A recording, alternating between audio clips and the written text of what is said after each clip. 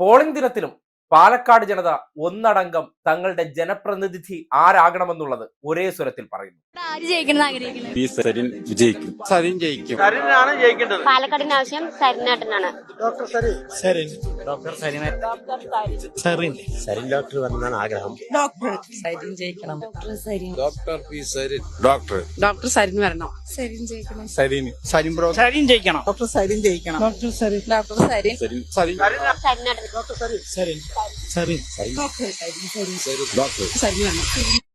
Doctor വരണം. ഇത് വെറുതെ സംഭവിച്ചാണോ? അല്ലെന്നേ. അപ്രധാന കാൻഡിഡേറ്റ് എന്നായിരുന്നു മാധ്യമങ്ങളുടെ പ്രചരണം.